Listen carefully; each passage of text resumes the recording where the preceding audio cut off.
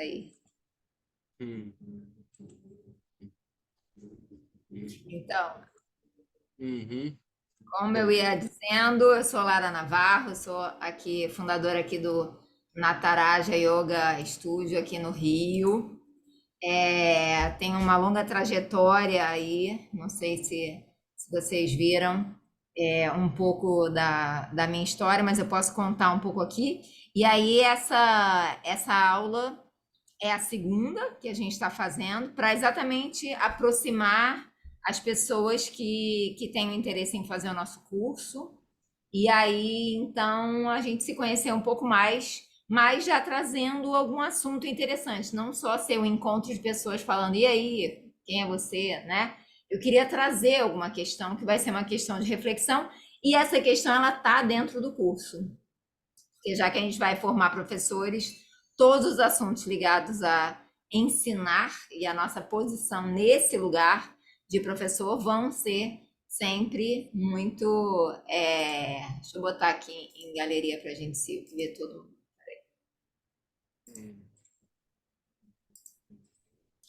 Então, aí a gente resolveu criar essas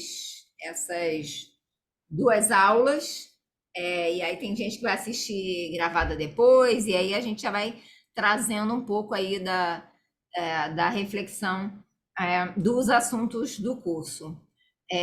Eu sei que muita gente, quando se aproxima do yoga, ou a yoga também, pode ser dito, uma forma em português e outra forma em sânscrito, a língua que é usada aqui no nossa prática, no nosso estudo, é o sânscrito, que é a língua antiga, arcaica, que está viva até hoje, ela é a mais antiga. Outras línguas antigas desapareceram e o sânscrito continua existindo. E isso, então, é algo incrível. Então, a gente entra em contato com uma tradição que vem lá da Índia, né? Vale do Indo, lá no norte da Índia. Mais ou menos começou lá pelo Paquistão, fronteira com o Paquistão, com Índia, que é uma região chamada Caxemira. Lá é onde esse conhecimento começou a ser transmitido, registrado de alguma forma. Então, existia lá no norte da Índia algumas covas, essas covas com desenhos arqueológicos e tal, e já foi encontrado nessa época, 6.500 anos atrás, imagens de seres sentados em meditação. Só na Índia. Eu não tenho notícia de ter sido visto em alguma cova arqueológica ao redor do mundo, as paredes lá que eles pintavam, uma pessoa em meditação. E foi atribuída essa figura, chamada Pashupati, ela foi atribuída depois à figura de Shiva, que é o patrono do yoga, como divindade, como primeiro yogi, como primeiro professor. Tem toda uma história ao redor dele, toda uma mitologia, sendo uma divindade e também se considerando que ele também foi uma pessoa que existiu. Então, na Índia, a gente até vai, setembro 2024, vamos fazer a terceira viagem com alunos para a Índia, um grupo de umas 10 pessoas, e a gente sempre visita os lugares sagrados. E um dos lugares é uma montanha chamada Arunachala, que é dito que Shiva meditou naquele lugar, que aquela montanha representa Shiva, que é Shiva em si, o corpo de Shiva é a montanha. Depois tem as covas do Himalaia, toda a região lá nevada, lá naquelas montanhas altas. A figura de Shiva, ela tem um rio, assim, tem uma meia-lua e um rio que sai da cabeça, um jorro de água que sai da cabeça, e é a representação do rio Ganges, que também é o rio sagrado lá do norte da Índia, vocês já devem ter ouvido falar. A gente fez 2 viagens lá para o norte da Índia, a gente se banhou lá no rio, e é uma experiência incrível, a parte limpa do rio lá para cima, né, em Rishikesh, e é considerada, então, essa figura de Shiva com esse jorro de água, sendo, então, o banho de conhecimento que começa da cabeça de Shiva e se espalha pelo universo, pelo planeta, e essa água ela vai banhando e vai formando todos os rios, todas as águas e o oceano inteiro. São bonitas as imagens as fábulas toda a mitologia e tudo, toda a representação assim magética que é feita, toda a narrativa ligada à história do yoga, assim, é muito incrível, é sempre muito mágica. Então imagina que então através do conhecimento da cabeça de Shiva todo o conhecimento foi espalhado pelo planeta através dessas águas que foram fluindo, formaram rios, formaram mares, formaram oceanos. É considerado, então, dentro dessa linhagem de quem pratica yoga, assim, que Shiva é o patrono, porque ele, então, foi o primeiro que praticou 84 posturas fundamentais, ele é que meditou, ele é que entoou o mantra, ele é que entoou o mantra Om, que é o mantra primordial, o som primordial Om, que a gente faz no início da prática, né? Então, tem toda uma mitologia ao redor dele, tem toda uma crença, tem toda uma devoção ao redor de Shiva. O mantra principal que a gente invoca é Om Namah Shivaya, não sei aí quem já conhece, e é honrando. Então, sempre ele como o representante de a manifestação do todo, da força de vida, da causa da vida, a causa da criação, a nossa própria existência, ela foi gerada a partir, então, dessa força divina que está representada por uma figura chamada Shiva, né? E que é andrógena, isso é uma coisa interessante para o nosso tempo aqui feminista, que é uma forma masculina-feminina, porque então ele é homem e mulher, porque ele é o feminino e masculino atuando juntamente, perfeitamente, para que tudo possa acontecer. Então a ideia do masculino, que o masculino está sendo sustentado por Shakti, que é o aspecto feminino de Shiva. Então sempre é visto então essa imagem, essa figura como sendo Shiva Shakti, mas acaba que a gente chama de Shiva, outras tradições chamam somente de Shakti, mas é a mesma figura, a mesma imagem, a mesma representação. E então com isso surgiu o yoga quando nos Himalaias é quando Shiva ensinou para Parvati, a sua esposa, e eles então começaram a praticar e espalhar, e um peixe viu eles praticando, que então já entra na mitologia a postura do peixe, que é Matsya, era um sábio, e ele então andou nadando por essas águas, e ele então foi espalhando esse conhecimento. Essa é a história mitológica, né? A gente tem muita mitologia hindu, assim, bem grande, assim como a mitologia grega, a mitologia romana, todas as mitologias aí que a gente tem notícia e que a gente estuda muitas delas, né, na escola, em cursos e tal, livros e tal. A mitologia hindu é riquíssima e ela então explica toda a criação do universo, explica a existência do masculino, do feminino, de todas as forças e os aspectos humanos, porque a mitologia nada mais é do que são arquétipos da nossa psique, assim, do nosso próprio funcionamento no mundo. Então, com isso, a mitologia hindu, os mitos e as divindades, né, que são representados através dessas histórias mitológicas, elas são sempre também representantes de aspectos negativos do ser humano, diferente de outras tradições religiosas, que as divindades são sempre perfeitas. Então, se está manifestando ou representando aspectos do próprio ser humano, que já que a divindade habita em nós, nós somos manifestação dela, nós somos expressão dessa divindade, etc. Então, também, muitas vezes, essa mitologia tem aspectos bem humanos, assim, de raiva, de brigas, por isso. E daí vem as posturas de yoga, né?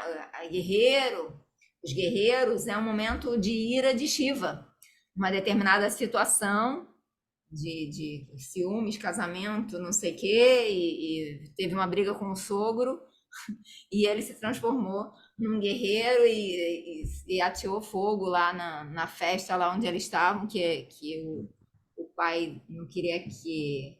O pai da noiva não queria que a noiva se casasse com Shiva. Tem toda uma história assim interessante. E aí então ele vira Virabhadra, que é a postura dos guerreiros, que tem o guerreiro um, guerreiro 2, guerreiro 3, guerreiro de paz, guerreiro humilde. São aí uns 5 guerreiros. E aí, então, essas Virabhadrasana, seriam essa representação de Shiva com ira, né? Então, essas posturas de muita força, que a gente faz muito foco, muita terra, muito aterramento de propósito. Então, é interessante. E aí, nessa época, quando o yoga foi criado, começou a ser registrado e falado, e estudado e transmitido entre os sábios e as sábias, é então que o que veio acontecer é que eles tinham, no início, uma visão de questionamento do próprio universo e do nosso papel, nosso lugar no universo, já que nessa época, 6.500 anos atrás, 10.000 anos atrás, que fosse, o ser humano estava muito em contato com a natureza e muito à mercê das forças da natureza. A gente era muito mais vulnerável, né? Pegava um vírus, morria rapidamente. Então, o tempo de vida era mais curto, as doenças eram desconhecidas, os animais vinham e nos comiam os bebês, e a gente morria de calor, de frio, de sede, de fome, e era tudo muito selvagem ainda, né? Então, com isso, o ser humano se vendo tão vulnerável é quando ele olhou para esse todo, olhou para o céu e falou: Meu Deus, o que é isso tudo? O que é essa bola de fogo lá no céu? Que quando ela aparece, eu consigo enxergar as coisas. E quando ela some, fica tudo escuro. E depois aparece outra bola branca no céu. E é noite. E essa bola branca não ilumina, ela só ilumina a si mesma. Na verdade, ela é iluminada pelo sol, né? E aí, todas as questões humanas começaram a ser levantadas e começou-se esse questionamento de quem sou eu, desde essa época, porque tem escrituras muito antigas. Mas, como existia muito esse temor à natureza, inclusive, eles consideravam que o Sol, uma divindade chamada Surya, era Deus. Né? No início era assim, eles olhavam para o Sol e falavam assim, cara, esse negócio aqui, que quando eu estou perto ele me esquenta, eu suo. Depois surgiu o fogo, aí eles olham para o fogo que eles podem cozinhar, fazer várias coisas, eles olham para o Sol e vem uma semelhança. Tudo isso, uma bola de fogo no céu, né? E então eles se sentiam totalmente vulneráveis e ao mesmo tempo sentiam eu sou, de alguma forma, eu temo a essas forças. Essas forças me dominam. Eu sou muito pequena em relação a essas forças, que são as forças da natureza. Então começou esse questionamento. E aí começou-se também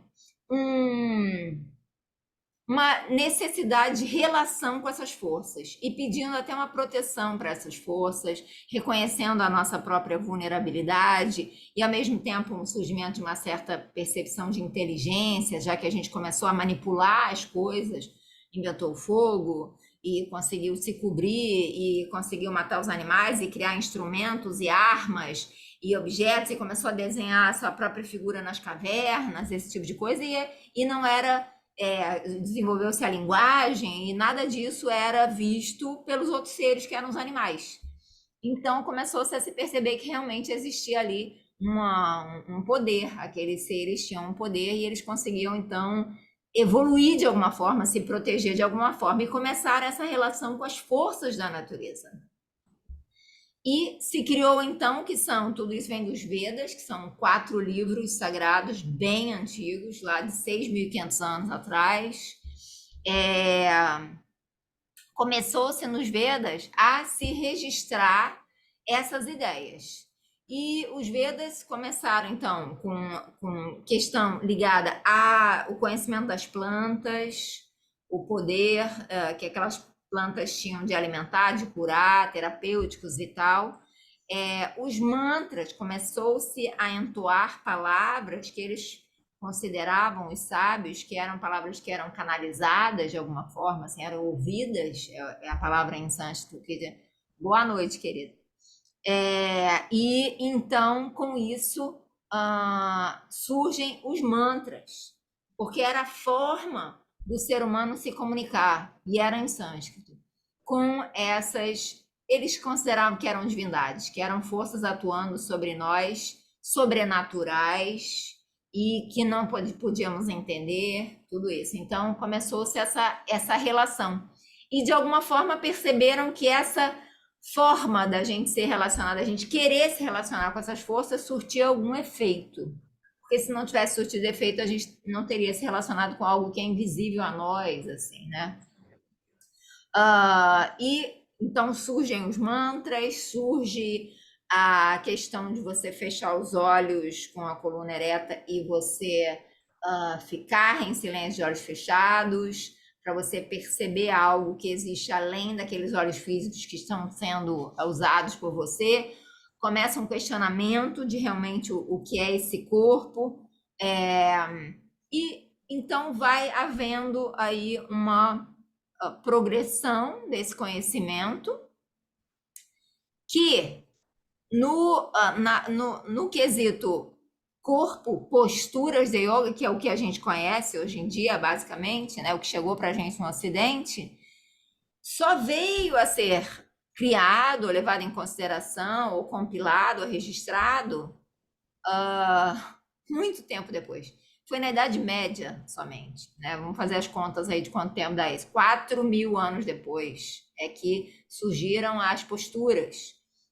Então, até então, a única postura de yoga que existia era a postura sentada, com as pernas cruzadas. Tanto é que Patanjali, no seu livro de uns 2.000 anos atrás, que é o Yoga Sutras, que a gente estuda no curso, ele somente menciona uma postura sentada com as pernas cruzadas para que você possa fazer pranayama, que você possa depois concentrar a tua mente, que depois você possa focar a tua mente, se abstrair dos sentidos externos e você possa entrar num estado de entendimento profundo da natureza do ser.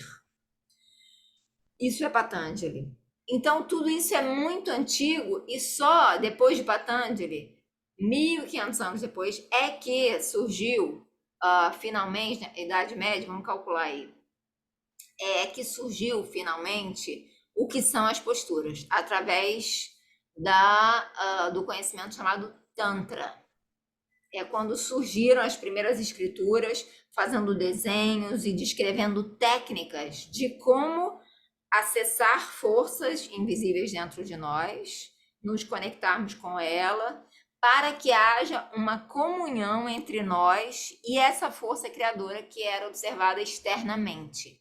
Então, no primeiro momento era algo externo, eu aqui, Deus ali, e no segundo momento era Deus está em mim. Houve esse momento de mudança de percepção. Ainda existem algumas linhas, porque imagina, a Índia tem 10.000 anos de história. 2 bilhões de pessoas habitando a Índia. Então, vocês imaginam, quando 70 línguas naquele país.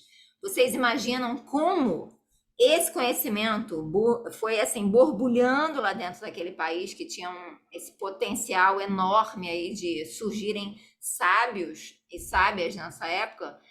Como eles então iam trazendo todo esse conhecimento e compilando e registrando todo esse conhecimento para que um dia isso se perpetuasse e fosse chegar até nós, mas nesse momento era algo muito exclusivo dos sábios. Então, o Tantra era, nessa época, essa ideia de comunhão entre todas as minhas forças, e daí surge. Não, é diferente de sexo tântrico, tá, gente? Eu não sei qual é a visão que vocês têm aí do que é a palavra Tantra. Isso a gente estuda no curso também a fundo. Porque o Tantra, então, é aquela aquela prática espiritual que é feita através do corpo. Quando outras práticas espirituais também do hinduísmo e do yoga e védicas eram práticas somente da mente ou somente do espírito, só devoção, por exemplo, né? Então, o Tantra é o que deriva, é o que dá origem ao que a gente chama de Hatha Yoga. Então, Hatha Yoga, as posturas, os pranayamas, os chakras, essa coisa que todo mundo hoje em dia fala, né? Chakras. Todo mundo aí gosta de chakra. Gostam de chakra? Levanta a mão quem gosta de chakra. Não sei o quanto o Leandro tem conhecimento, mas todo mundo já ouviu falar. Mas meu chakra, né? É algo que está muito difundido hoje em dia, né? Com isso, todas essas técnicas de observação de forças, de funcionamento energético e espiritual do corpo, elas vêm do Tantra e elas, então, fazem que o Hatha Yoga surja. E sendo compilado, livros escritos na época da Idade Média, alguns mestres, mas era um conhecimento secreto. As mulheres não podiam praticar, era só homens na época, e porque, enfim, não tem como a gente saber, voltar lá atrás, mas por quê? Socialmente, digamos, socialmente, as mulheres têm os filhos, então elas ficam com os filhos, enquanto os maridos vão lá para a floresta e estão fazendo lá algum determinado estudo, alguma determinada prática, e assim foi. Mas o que eu estava dizendo é que essas linhas de espiritualidade que surgiram na Índia, que são muitas, algumas são dualistas, isso a gente estuda no curso também, e outras são não dualistas. O que a gente entende por dualista? Uma espiritualidade dualista. Pensa, o que seria, assim, se eu ouvir essa palavra? Espiritualidade dualista. Espiritualidade não dualista. A dualista será, então, que existem duas coisas. Que são essas duas coisas? Eu e algo? Eu e Deus? Deus e eu? Né? E a outra? Não dualista. Não existe nada fora. Tudo está dentro. Eu sou fruto desse todo. Portanto, eu sou o todo. Aí é equação, né? Se a gente pensar assim. Então, existem até hoje essas duas linhas de forma de ver a espiritualidade. Eu considero, assim, cristianismo, né? Assim, as tradições mais perto da gente, né? Que a gente culturalmente está muito próximo delas. O cristianismo, vocês consideram que ele é dualista ou não dualista? Quem quer falar? Tem que abrir o microfone para falar. Pode errar. Então, eu acho que você pode errar? Pode. Eu acho, eu acho que é dualista, ou Quem não? mais? Vamos pensando aqui. Leandro, quer falar? Abre o teu microfone.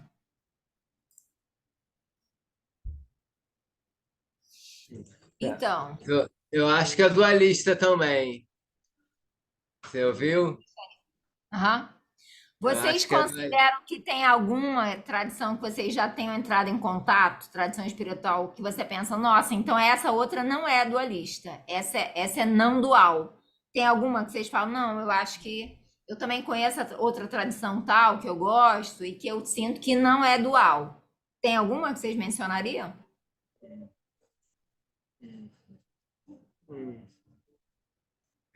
Tem muitas Eu não tradições. sei. Fala, Tem fala. muito. O bando, por exemplo, seria? Ou não? Ah, não conheço. Bando? Não. É o Não, Bantu? Ubanda. A Umbanda? A É, Umbanda. A isso. Umbanda Isso. eu considero que é dualista. Tem Dualista. lá, tem o céu, tem a Aruanda, né? Tem as entendi. Uhum. divindades, tem os chefes lá, tem o É criador verdade. fora. E que é É, maravilhoso. Tem o Dharavanda, é parecido com Hare Krishna, né? Que eles isso. dizem que Krishna vive em Goloka, que é o local aí, que é o céu. É o céu onde a gente quer ir para se encontrar com Krishna. Parecido com o cristianismo. O céu onde a gente quer ir para se encontrar com Jesus Cristo, né? É parecido. Também eu vejo nessas tradições que existe um pouco de não dualismo, porque em alguns momentos, alguns textos mencionam Deus está em mim, por exemplo. Vocês também vão ver isso, que é algo muito bonito. Eu sou, Deus está em mim, eu sou parte, etc, né? Mas Vedanta, por exemplo, que é uma da linha de visão espiritual da Índia, que vem dos Vedas, é o final dos Vedas, já é o momento em que a tradição védica assume, um determinado grupo de estudiosos assume que então realmente não existe dualidade. E é isso que a gente vai olhar. Vamos olhar para essa não dualidade, né? Então, os textos de Vedanta, que são maravilhosos, dentre eles Yoga Sutras é considerado Vedanta, Bhagavad Gita, que é outro texto que a gente estuda no nosso curso, que é um discurso de Krishna, é um ensinamento de Krishna, mas Krishna representando esse todo, né? Então é como Shiva, representando o todo. E então esses textos são livros, são textos, tem uma série, assim, grandes, pequenos, super curtos, histórias, parábolas, é só ensaios, é muita coisa, né? A gente estuda alguns aqui. Esses textos, então, essa camada que é chamada de Vedanta, ela então já assume que não existe nada mais do que. Aí, assim, é mais forte de vocês ouvirem, tá? Não dá para ouvir isso assim de forma sem ter tido uma base, sem ter é, estudado um pouco mais. Mas eu vou lançar aqui uma ideia para instigar um pouco vocês, tá? Assim, Vedanta diz o seguinte: no final, você vai estudando, então você vai se preparando para escutar uma grande verdade, tá? É, não existe. Vocês viram o filme Matrix? Matrix. Ei, Parece. O filme Matrix é muito baseado no estudo de Vedanta, tá? Tanto é que o terceiro Matrix, se vocês observarem, que é a trilogia, o último acaba com um mantra subindo na tela. Assim que acaba a cena toda, vem uma imagem linda e sobe a letra do mantra e o mantra sendo cantado por uma orquestra. Aquilo ali eu chorei, eu não esperava por aquilo, né? Falei. Então eles mesmos, né, os próprios produtores, assumindo que eles estavam trazendo esse conhecimento para dentro de Hollywood e se baseando nesse conhecimento para falar de algo muito interessante sobre nós. Existe uma realidade que é a realidade que a gente vê aqui, aparente, dual, né? Tudo é dual. E existe uma realidade não dual. Existe outra realidade. Então, Matrix quando ele toma a pílula azul, é quando ele passa a ver essa outra realidade. Então, existe outro mundo que não é esse, que esse mundo aqui é uma representação desse outro mundo que sim é o mundo real. Matrix, vocês lembram? Se vocês assistirem de novo agora, depois do que eu tô falando, vocês vai cair mais ficha, tá? Porque é assim. Então a ideia de Vedanta no final é dizer assim: eu sou Deus, não no sentido egóico. Você vai falar eu sou Deus para um fisiculturista, cara que tá sempre lá no espelho aumentando os músculos sem querer criticar, se cada um faz o que quer na sua vida, mas imagina essa figura e aí você fala pro cara, você é Deus. E ele falou, eu sei. Imagina. Então, assim, é no sentido bem mais amplo, bem mais profundo, bem mais existencial, que é o sentido que a gente está falando aqui, o sentido espiritual. Então, na verdade, se Deus está em mim, eu sou Deus. Aí é uma equação. Então, eles dizem Brahman, que é o todo, é Atman, que sou eu, incorporação de Brahma, ou representação de Brahma aqui. E no final ele diz assim: não existe nada nesse mundo que não seja você. Esse é o grande estudo de Vedanta, e ele é bem perturbador no início, tá? Mas no final vão caindo as fichas. Então, a única coisa que existe, a única visão que existe do mundo é através dos seus olhos, concorda? Você tem como você ver a vida através de olhos de outra pessoa, de outro tempo, de outro espaço? Você, antes de você nascer, você não existia? Você não era você? Quando você não estiver mais nesse corpo, você não é mais você? Se você for para outro corpo, você continua sendo você ou você vira outra coisa? E o que é isso que muda de coisa? Então, todo esse questionamento vai sendo trazido por Vedanta. Então, no final, eles dizem: não existe nada, só você, já que você é o olho de Brahma. Você é o olho que vê o todo e que é o todo. É por aí o estudo de Vedanta, né? A gente toca no curso um pouco dessa visão. E que, se ela é bem estudada, ela vai nos revelando uma série de verdades, uma série de visões que são incontestáveis. No final, você ouve uma verdade, você fala: nossa, nunca tinha pensado nisso, e faz todo sentido. Então é como uma verdade incontestável, assim é dito, né? Então, pelo fato dessa tradição ser muito antiga, ter sido transmitida de mestre a discípulo até os dias de hoje, estamos aqui no Rio de Janeiro, 2023, falando sobre esse assunto. Outras tradições se perderam, deixaram de fazer sentido para o ser humano, os ensinamentos que estavam registrados desapareceram, os mestres morreram e não transmitiram para outros, etc. Aconteceu muita coisa com o conhecimento do ser humano, né? O conhecimento o estudo sobre o ser humano, né? De todas as respostas que vão, as perguntas que nós fazemos, nossos questionamentos sobre quem sou eu e por que estou aqui, a vida por que existe e o que é isso tudo, né? Um pouco como o Matrix, assim. Tudo isso foi sendo questionado. E o Yoga e Vedanta, que são duas tradições, tudo é tradição védica, tá? O Yoga está dentro. Vedanta também está dentro da tradição védica. Então, toda a tradição védica, ela chegou até hoje para nós. E eu considero assim, como eu estava falando ontem, Yoga Cura Yoga Salvo, hashtag é meu hashtag. Hashtag Yoga Cura Yoga Salvo. É porque a gente passou uma pandemia bem difícil para todo mundo, né? Não foi fácil para ninguém. Algumas pessoas tiveram momentos que uma situação estava fácil, quando você ouvia falar de outra pessoa que estava numa situação super difícil, naquele quesito, e outras situações que outra pessoa sentia que estava fácil, para você estava muito difícil. Em todos os níveis. Quem adoeceu, quem não adoeceu, quem perdeu alguém, quem viu alguma situação trágica, tudo, o medo, né, a ameaça, etc. Então, assim, foi difícil para todo mundo, abalou nossas estruturas muitíssimo. E eu, quando entrou a pandemia, eu abri um Instagram, eu e minha irmã, e a gente falou: vamos começar a dar para nossa própria salvação.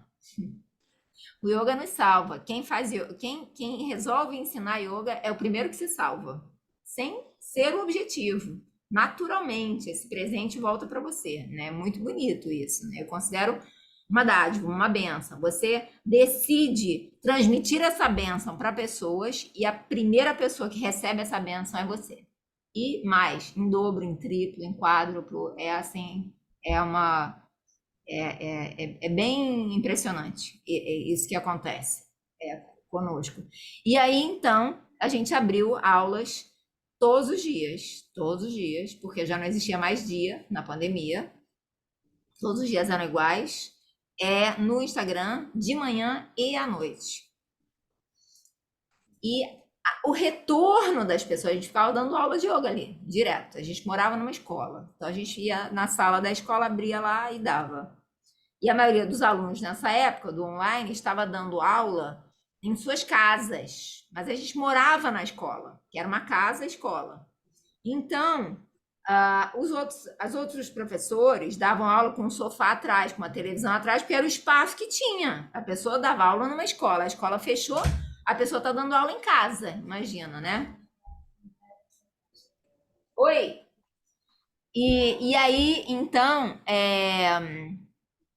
eu senti, exatamente, eu vivi essa. Então, esse nível de salvação, eu tô falando isso porque aí o retorno das pessoas que vinham agradecer e falar, vocês salvaram minha vida, etc., era enorme, né? Não sei se vocês fizeram yoga na pandemia. Muita gente começou na pandemia, né? Eu sei de algumas histórias já aqui de vocês, começaram na pandemia e se despertaram aí exatamente nessa época da pandemia. Então, olha que coisa boa que a pandemia trouxe. Não quero nunca mais a pandemia nas nossas vidas, mas tudo tem um lado bom e a pandemia nos trouxe yoga para a nossa vida, né? Por exemplo, entre outras coisas, outros ensinamentos, né? Mas trouxe essa bênção. Então, vocês imaginam que essa tradição tão antiga chegou até hoje para nós e ela é capaz de salvar nossas vidas hoje. Ninguém esperava que ia vir uma pandemia e a gente já fazia yoga. E aí então o yoga foi o que salvou muitos casos de depressão, de várias situações de doença mental e tal. Yoga relatos. A gente recebia cartas de pessoas, recebia presentes em casa de pessoas agradecendo, sabe, cartas e tal, de gente que a gente não conhecia, né? Eu e mais um monte de professores, né? No Brasil inteiro, no mundo inteiro, os professores todos foram dar aula online, né? Então, também tem isso que quando você se torna professor, te abre um coração planetário gigante, né? Você passa a querer cuidar de pessoas e você se torna um instrumento do bem para o planeta, muito forte, né? Um instrumento de muito poder mesmo. Então, eu considero isso uma grande bênção. Então, o que eu estava falando desse conhecimento antigo, que ele é um conhecimento que foi transmitido e ele chegou até os nossos tempos. Então, ele foi preservado. Então, entrando no nosso assunto, se vocês quiserem fazer alguma pergunta, fiquem à vontade.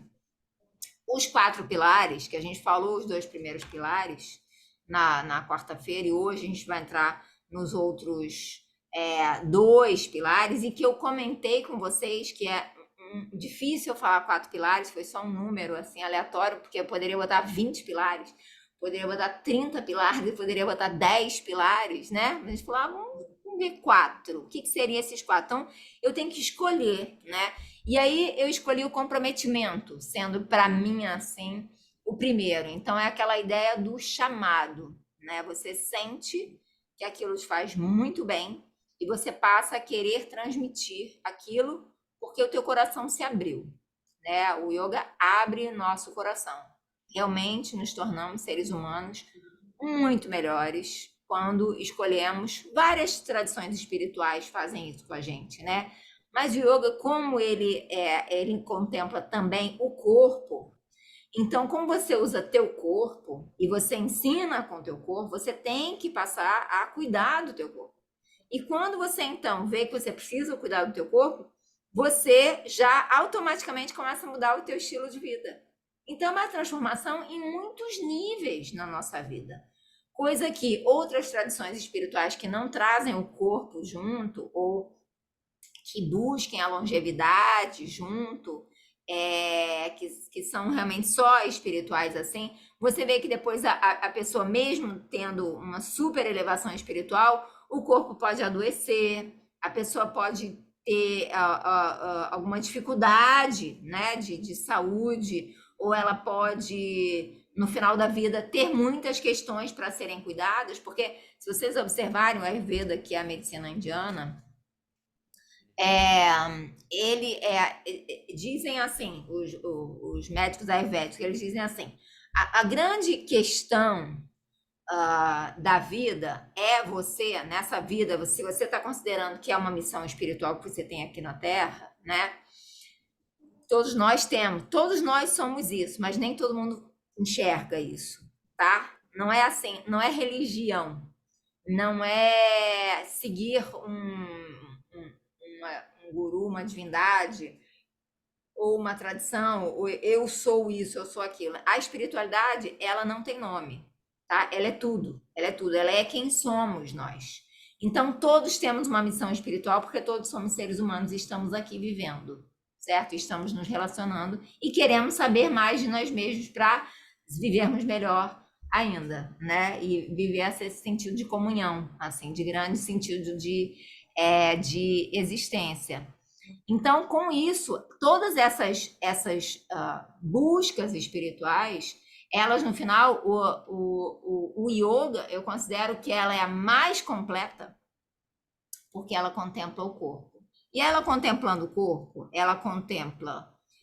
Você se torna uma pessoa que você se preocupa pelo planeta, que você se preocupa pelas outras pessoas, que você se preocupa em dar o melhor para o teu corpo, em cuidar da natureza, em estar em contato com a natureza, em se alimentar melhor, em ser uma pessoa que recicla lixo, que se preocupa com o meio ambiente. Tudo isso vem junto no pacote. E outras tradições espirituais não tocam muito nesses assuntos. Não sei qual é a experiência de vocês, mas eu tenho bastante experiência em várias tradições espirituais. E eu vejo como cada uma é conduzida e quais os temas que cada uma dessas tradições levantam para aqueles que estão praticando e estudando, né? Então, assim, o yoga é o mais completo porque ele aborda todos os aspectos do ser humano. E então, esse ser humano se torna um ser humano brilhante.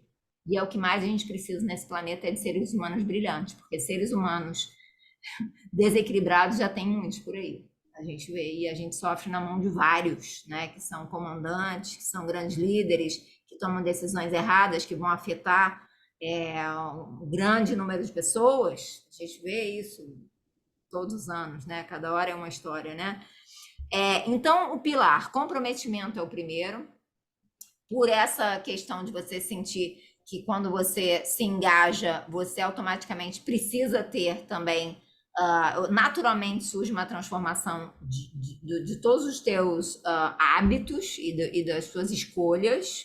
Isso acontece, uma vida mais consciente você passa a ter quando você pratica. Quando você se torna professor, então, é mais ainda, porque esse comprometimento vai te fazer realmente levar isso com muita seriedade.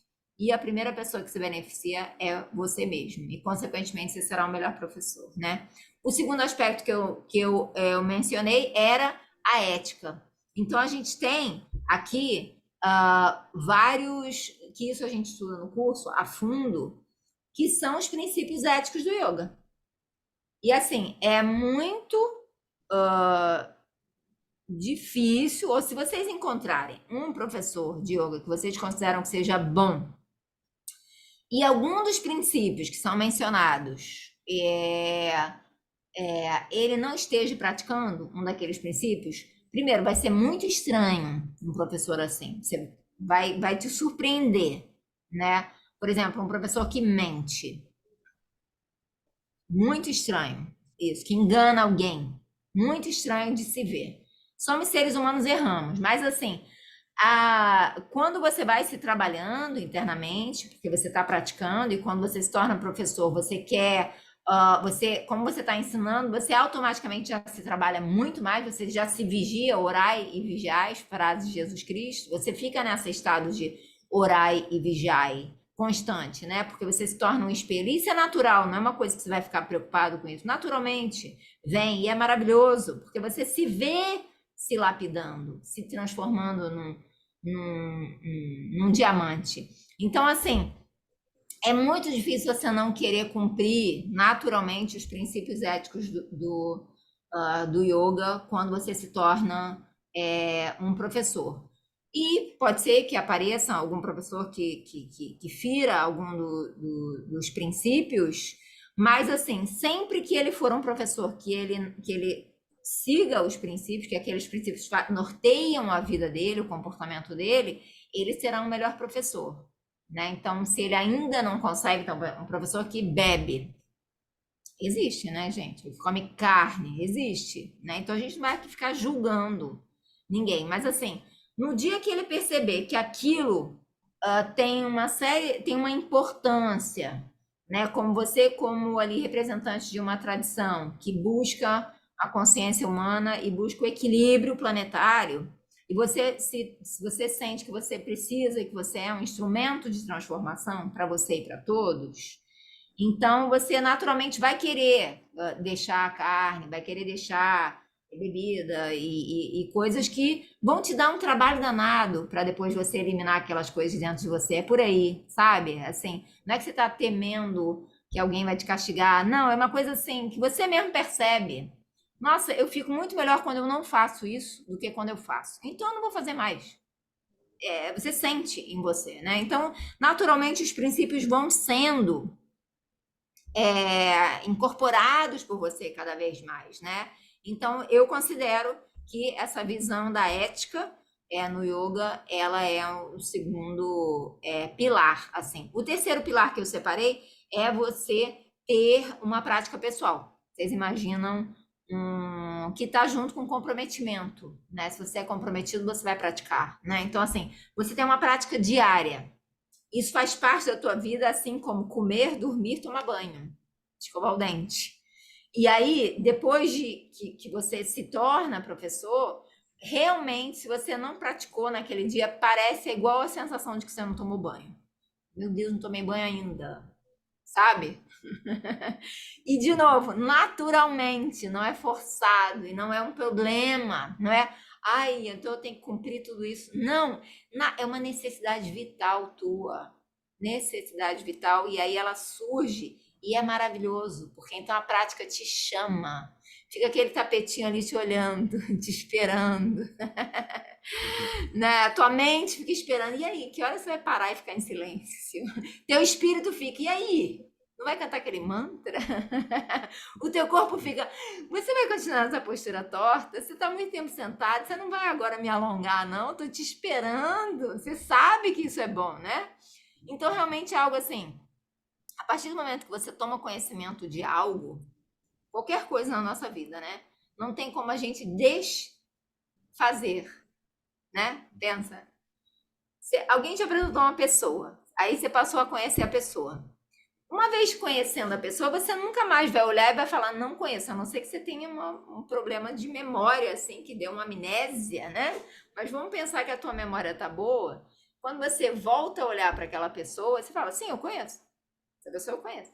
Então, assim, tudo que a gente passa a conhecer, não tem como não conhecer depois. Então, é um grande despertar, porque é uma série de conhecimentos que vão surgindo, que vão se revelando para você, que vão trazendo para você, e que não tem volta. É um caminho sem volta. E graças a Deus que é sem volta, porque a gente quer deixar aquele caminho ali com algumas mais imperfeições para trás, porque a gente quer evoluir, né? A gente quer olhar para frente, né? Então, o terceiro pilar, eu considero que essa prática pessoal, e ela vai te dar toda a força para você ser um professor, uma professora com muita presença, com muita segurança, com muito conhecimento de causa, né? Vocês já devem ter percebido. E aí, professores, gente, de qualquer área. A gente já teve escola, né? Então tinha um bom professor que você disse, nossa, aquele professor é muito bom, né? Que sabia muito sobre aquele assunto. Além disso, tem que ser uma boa pessoa também, senão... Às vezes tem até algum professor meio antipático, né? Vamos pensar escola, faculdade. Algum professor muito antipático, mas você traga ele, porque quando ele fala, você aprende muito dele. E ele sabe transmitir, mesmo sendo um cara antipático. Por exemplo, existe, né? Então, assim, essa prática pessoal desenvolvida, ela vai te trazer um conhecimento sobre o que você está ensinando, sobre o corpo humano, sobre a mente humana, que é experienciado em você. E então, essa prática pessoal vai mudar a tua própria vida, você vai se tornar um yogi e uma yogini, um representante desse conhecimento, e você vai ser esse transmissor. E aí, quando você está em sala de aula com os alunos ali na tua frente, isso fica muito claro, assim. E os alunos vêm dar o feedback, eles querem, Nossa, essa aula, nunca fiz uma aula assim. Nossa, que interessante. Nunca tinha pensado nisso. Nunca tinha visto essa postura dessa forma. Nunca tinha estudado esse pranayama. Esse relaxamento que você deu é muito interessante. Devia todo mundo fazer assim, porque assim eu relaxo muito mais e por aí vai. Você vai tendo os feedbacks.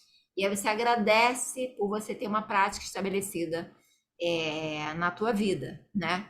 E muita concentração mental também traz o dar aula. Imagina que você dá uma aula de 1h30 falando um monte de coisa, criando tudo no momento, né? Sequências, posturas, nomes de posturas em sânscrito, ordem das posturas, contagem de respirações, um lado direita, perna esquerda, sem se perder, e ainda ajustando alunos, vendo os alunos, de repente alguém tosse, alguém deixa cair um não sei o quê, o outro resolve deitar e você tem que saber por que que aquele deitou, se a gente estava todo mundo em pé, mil coisas. E você consegue conduzir aquilo tudo, que é uma grande orquestra. Você se torna o maestro de uma grande orquestra e você tem visão desse todo, consciência de tudo que está acontecendo e você está super presente, super tranquilo, dando a tua aula. O professor não pode ficar nervoso em aula, não pode falar correndo, falar nem muito baixo, ou muito alto. E aí entra o quarto pilar, que é exatamente a liderança, assim, a postura, né? Quem é essa postura? Essa pessoa que se torna professor, ela deve ser uma pessoa que gosta de lidar com pessoas? Sim, obviamente. Ela deve ser uma pessoa que tem boa comunicação? Precisa. Imagina um professor muito bom, mas super tímido, que fala assim, que tem medo de público, que não consegue botar o tapete e olhar e fica nervoso né? Existe gente tímida. Então, também tem aí um aspecto, nem todos os praticantes de yoga, pode ser um super yogi, nem todos os praticantes serão bons professores, né? O professor, existe uma vocação em querer transmitir algo, em estudar algo a fundo e praticar algo a fundo para que o que está sendo transmitido seja muito verdadeiro, com muito fundamento, muito embasamento. E ele tem que ter umas características de personalidade que vão ajudar. Assim, não inviabiliza, né? A pessoa, de repente, pode ser super tímida e com o tempo ela consegue se soltar porque ela ama tanto fazer aquilo, né? Por exemplo, e ela vai dar um jeito dela se trabalhar e aquilo ali mudar dentro dela, né? Pode ser até. Mas, normalmente, são pessoas que têm uma boa comunicação, que têm uma boa visão do todo do ser humano, porque no final você se torna terapeuta. Porque você conhece as histórias dos alunos, você conhece o que está acontecendo com cada um fisicamente, mentalmente, emocionalmente, profissionalmente, etc. Então você se torna um grande terapeuta. Então é uma pessoa que ela tem, então, uma propensão a atividades relacionadas aos seres humanos, né? Seria no âmbito, se a gente for pensar em universidade, seria a área de humanas. Eu acho difícil alguém da área de exatas querer ser professor de yoga. Vocês já imaginaram isso? Um matemático virar professor de yoga? Não consigo imaginar. Ou alguém da área de ciências? Pode ser se a pessoa também tiver esse outro lado humano muito desenvolvido, né? Então, esse quarto pilar eu considero que é a tua personalidade, né? Assim, então, algumas características, algumas qualidades da tua personalidade que são necessárias para você se tornar um professor. Por exemplo, a liderança. Imagina que você é uma pessoa muito insegura, né? E aí você começa a dar aula e aí um aluno, de repente, começa a fazer outra coisa no meio da aula. Não é a aula que você está dando. Ou alguém vai lá e desliga o ventilador. Ou alguém vai e bate a porta. Ou chega no meio da aula e põe o tapete fazendo barulho. Né? Então, assim, tem que existir ali naquele momento uma liderança. Isso a gente fala na aula, né? A gente fala muito sobre o papel do professor no curso, né? O aluno, ele tem que sentir, porque tem que ter esse líder, porque os outros alunos estão se prejudicando com essa pessoa que fez essa determinada coisa, né? Então, assim, se o professor é uma pessoa muito tímida, muito que não vai ter essa liderança e essa autoridade sobre aquele momento dali, para que todos possam passar por uma boa experiência de aprendizado, se ele não tiver, a aula não acontece. Não sei se vocês já viram isso.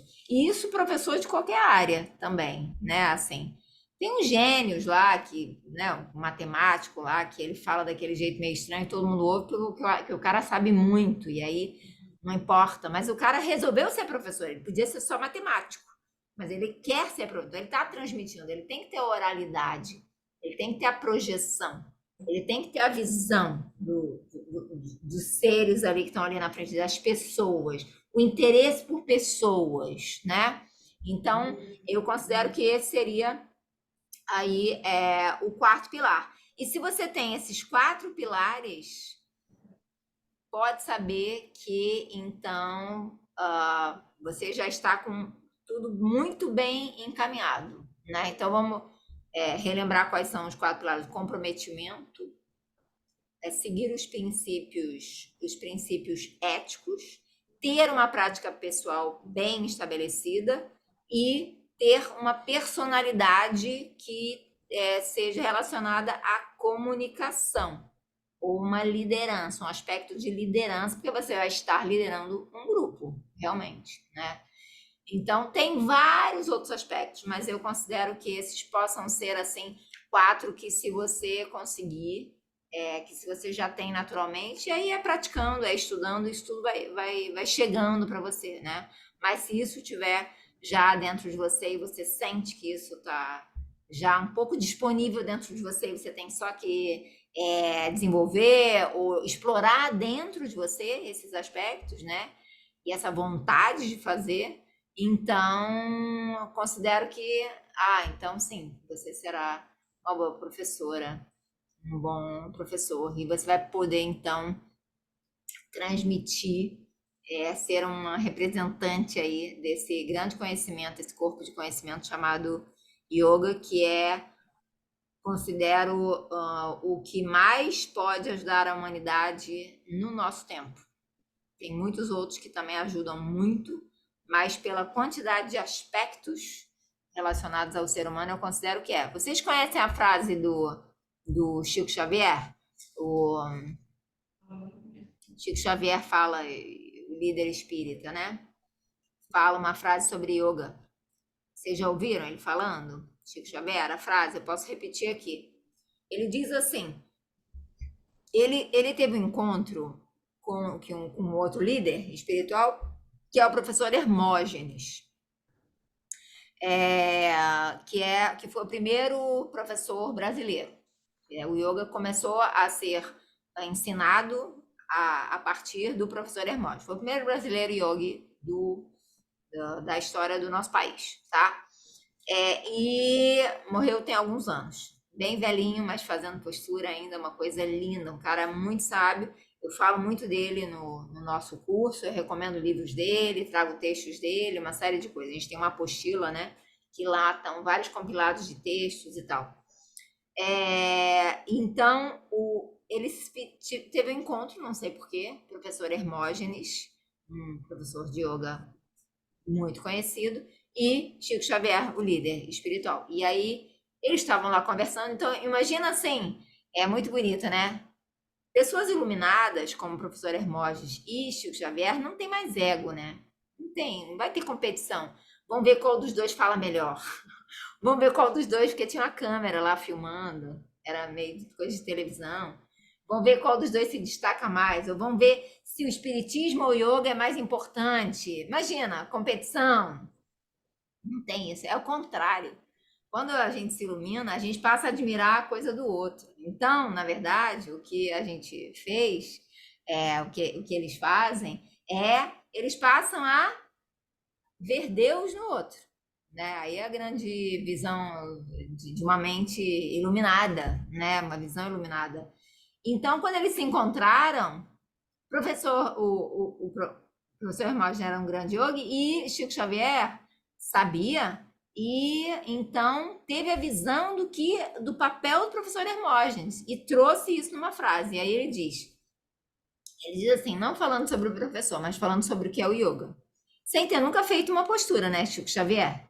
Nem sei o que ele sabe de yoga, né? Mas como vidente ali, ele captou tudo. Falou, eu sei o que é isso aí que esse outro senhor, amigo meu aqui faz, né? E é muito importante. Então ele diz, o yoga é uma dádiva de Deus para toda a humanidade, para que os seres humanos possam cumprir aqui na Terra os ensinamentos de nosso Senhor Jesus Cristo. Isso foi dito por Chico Xavier. Então ele trouxe Jesus Cristo, que é o grande mestre dele, do espiritismo, né, do kardecismo, e ele entendeu que o que o professor Hermógenes ensinava era a maior dádiva, por isso que eu acabei de falar, que contempla todos os aspectos do ser humano, né, incluindo o corpo, e a nossa filosofia de vida, assim, né, como a gente vive mesmo, em prática. Então, ele viu, assim, que, poxa, isso que esse senhor ensina é muito importante, porque eu tenho certeza que os seres humanos serão seres humanos muito melhores depois de praticarem yoga, e eles, então, serão esses seres que poderão, na Terra, nesse tempo que a gente vive aqui, de muita necessidade de luz, né, possam, então, esses seres humanos serem os que vão ajudar todos os seres humanos a cumprirem os ensinamentos de nosso Senhor Jesus Cristo. E Jesus Cristo, gente, nada mais é do que um representante de Deus também, né? A palavra de Jesus Cristo, a consciência crística. Então, não é a figura de Jesus isolada. É tudo que é divino, é tudo que é virtude humana, e é tudo o que é esse aspecto que a gente de grandeza, de felicidade, de plenitude, que é o que a gente quer viver, que é o que a gente quer ser, né? Então Jesus é um representante disso. Então eu achei lindo que ele juntou yoga com Jesus, assim. E aí, para mim, no meu coração, fez todo sentido, porque eu também sou uma grande admiradora de Jesus Cristo, também é meu mestre, assim, considero assim um grande ser humano. E então a gente vai fechando por aqui a nossa conversa, nosso estudo aqui. Lembrando que quem quiser se inscrever, a gente fez uma promoção aqui, como eu falei para vocês, desse grupo, que são 40 pessoas que estão lá interessadas no curso, que estão lá no grupo da aula aberta, nem todo mundo veio aqui, e provavelmente vão assistir depois a aula e vão entrar em contato depois, mas a gente vai anunciar. Vocês vão ter 20 minutos de uma conversa no Zoom comigo prévia, assim, para vocês decidirem se vocês querem fazer o curso. Então, a gente marca uma conversa aqui no Zoom e eu posso explicar mais sobre como é o curso, saber da trajetória, saber se o curso é adequado para você nesse momento, etc. A gente tem essa conversa. Vocês podem marcar, falar lá com a Pauline, quando vocês quiserem, tá?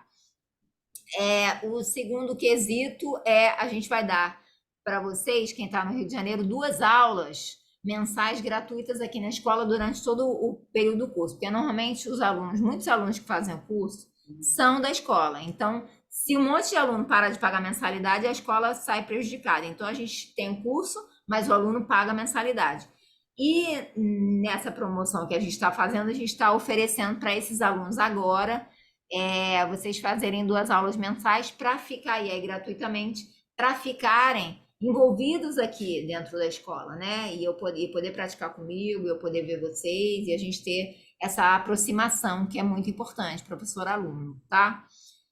E o terceiro é que a gente oferece para quem conseguir se inscrever no curso até domingo, agora,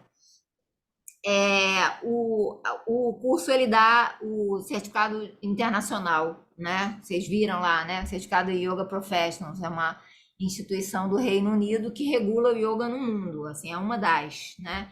E eles têm uma taxa, tem vários custos, né, para você se associar lá e tal. Então, o valor da emissão do certificado com um selo, que aí você passa a ser um professor certificado que você pode dar aula no mundo inteiro, sendo é um aval de qualidade do teu estudo. Ah, você tem um certificado, então significa que o curso que você fez é um curso bom, que tem uma boa qualidade, tem um bom conteúdo, a professora é senior teacher, eu sou senior teacher lá dessa instituição, né? Eu tenho esse nome aí que no fundo, assim, para nós, toda essa parte institucional, para mim, não vale nada.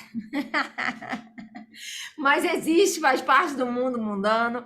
As pessoas querem se um papel, o que que vale um papel, né? Assim, vale o que eu faço, quem eu sou, como é a minha prática, o que eu ensino, é isso que vale. Mas tudo bem, a gente tem que colocar em papel, porque como é que a pessoa vai saber isso tudo? Se tiver no papel, já adianta. Ah, não, mas se ela tem o papel, já dá para ver que é um pouco melhor do que, né, do que eu esperava, tal. Então, tudo isso. Então, esse certificado, ele custa R$ 350.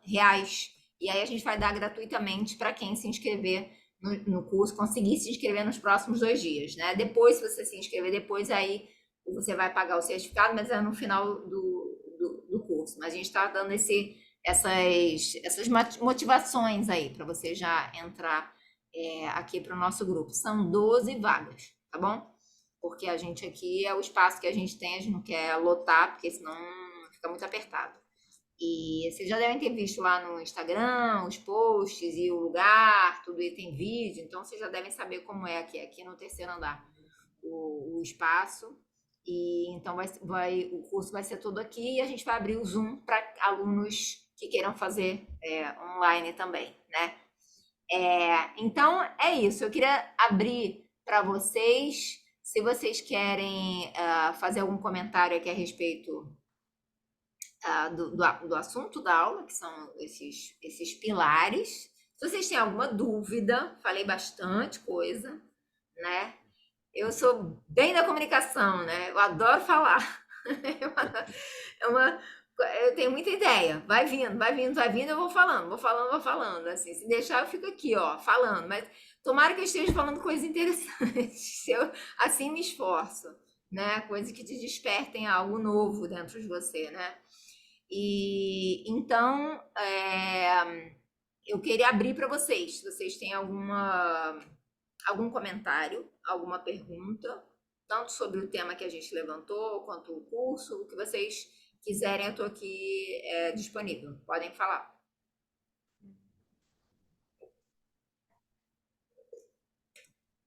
Abre o Krishna vai microfone primeiro. aí. Então, Krishna vai ou vai eu? O meu tá aberto, né? Tá, pode falar. Não, o que eu queria acrescentar é que eu concordo e admiro os 4 pilares que você falou, que é o comprometimento, a ética, ter uma prática rotineira, né, como é bom para a nossa vida, e a questão também de desenvolver a timidez, para se tornar não só um bom professor, mas uma pessoa melhor. E acrescentar que admirei muito a aula, para mim valeu como experiência. Vou manter o contato de vocês aqui quando eu tiver um tempo a mais. Eu tenho uma produção agora de janeiro até março, então para mim de imediato não vou poder, mas vou conhecer vocês e vou manter o contato comigo, com certeza, e vou levar como experiência para o resto da vida essas nossas 2 reuniões. Ah, que maravilha! Já me deixa feliz isso. Que Tá bom. Um bom? primeiro, né? Primeiro contato. Bom, que bom, querido. Vamos ficar em contato. Obrigado, Venha Lara. conhecer pessoalmente. Tá bom, com É certeza. isso aí. Isso aí. Quem mais? Lara, boa noite. Te agradecer pela aula, que foi incrível, eu aprendi muito. E também tirar uma dúvida com você sobre o curso. A gente que se inscreve no presencial, eu até perguntei isso para a Pauline, mas eu vou perguntar para você de novo, sobre se eu tiver eu posso fazer aula online quando eu não conseguir ir presencial, vai dar no mesmo, ou uma coisa, outra coisa, outra coisa. São É, duas, o foco é presencial, sim, é a nossa preferência, mais a gente abre essa opção para quando acontecer algum imprevisto e a pessoa não perder, a pessoa fazer online. O Entendi. presencial é necessário porque eu vou estar aqui te vendo, eu abro assim o online para quem é realmente de outra cidade, né? E aí eu dou um tratamento especial para essas pessoas do online, que eu já fiz vários cursos dessa forma e já tenho aí uma maneira de trabalhar que funciona, né? Uhum. Mas assim, no dia que você não conseguir, se acontecer alguma coisa, eu só peço que você se comprometa, então, a se organizar na tua casa, porque a casa interfere muito nos estudos. É Sim. diferente você sair para a escola, passar o dia, e você estar em casa. A casa Ah, é? interfere. Entra alguém, Uhum. bate a porta, chega o entregador, a criança e é o cachorro, é É, hora do almoço e exatamente. tal. Então, É. assim, e nos dias que se você precisar estar online, que você consiga se organizar, tipo, trancar a porta, engolir a chave e ninguém abre a porta. E você, assim, ó, estou off, não estou, estou Uhum. viajando. Tipo Isso. isso. Eu É. tô no Aham. quarto, mas finge que eu não tô. Para poder dar certo para você, entende? Senão Sim. você vai se frustrar. Você vai achar que dá e não dá, sabe? E aí você vai Eu sentir que quero, está perdendo. eu quero presencial por causa disso. Tem alguns cursos online, né, pelas pesquisas que eu fiz e tal. Tem gente que dá curso online, curso inteiro, mas eu quero fazer presencial para aprender mais, né? Eu acho que é mais válido, que aí você pode olhar essas coisas assim da postura, dos Assim, alinhamentos, isso que é aquilo, então, né, o yoga acertar. é bem difícil você dar um curso de formação online, tá? É. Você não vai. Como é que você vai ensinar respiração online? Você não escuta aqui. Vou te ensinar Uhum. respiração Jai. Eu não estou escutando a tua, eu não sei se você está fazendo. Você não sabe se Eu eu tô não vou, fazendo certo, né? eu não vou conseguir ver tuas mãos, teus pés. Aí, se de repente, você está fazendo uma postura torta e eu não consigo ver. Só se Uhum. tivesse uma câmera assim, ó. E não vai ter essa É, câmera. a câmera do Tem uma online é mais série de assim, coisas que o online perde. Ele fica aquém. Tem coisas que falam assim, isso não dá para aprender online. Então, vamos considerar uhum. que as outras coisas todas você vai aprender online, parte teórica e tal, mas que na hora da prática, o quanto se puder ser presencial, melhor para você, Sim. tá? É, eu moro no interior do Rio, região serrana. É mais ou menos umas 2 horas daí, né? Não é Do Rio. Então, uma assim, vez aí é por mês, tranquilo. dá para você se organizar Dá, e dá. uma curtição, entendeu? Você sair. Eu lembro quando eu fazia a minha formação, que eu falava assim: hoje é fim de semana de formação. Sumia, desaparecia. E era uma maravilha, porque aí é uma imersão. Você realmente É, entra naquele universo ali, você se desliga de tudo e agora só interessa isso. E aquilo entra muito rápido, do que se tiver mais ou menos, né, com interferência. exatamente. Então, É, recomendo. Recomendo que vai tá, ser muito bom para você, tá tá? ótimo. Tá E a bem. Vera que tá por aí ouvindo a gente, Vera? É que eu cheguei atrasada, eu fiquei quietinha aqui. Eu vi. É, eu já sei mais ou menos sobre o curso, né? Então tem que pensar. Pode deixar. Tá, querida. Mas Vamos. você assistiu aos temas que a gente tratou hoje? Assisti, eu cheguei e você estava falando do terceiro tema, ainda peguei praticamente tudo, Ah, tá. Que a gente já tinha falado tá? dos outros.